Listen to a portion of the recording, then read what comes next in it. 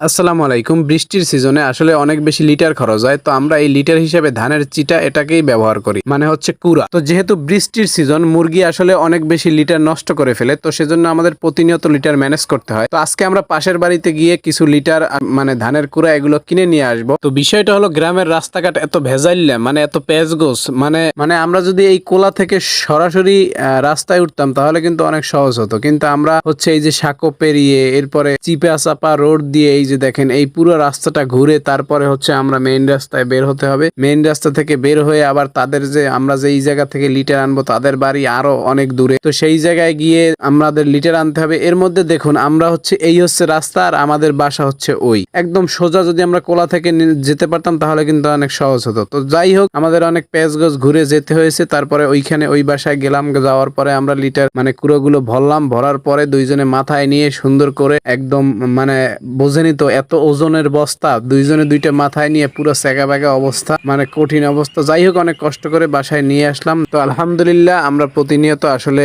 সফলতার জন্য এভাবেই কষ্ট করে থাকি। তো আমাদের জন্য দোয়া করবেন। ধন্যবাদ সবাইকে। আসসালামু আলাইকুম।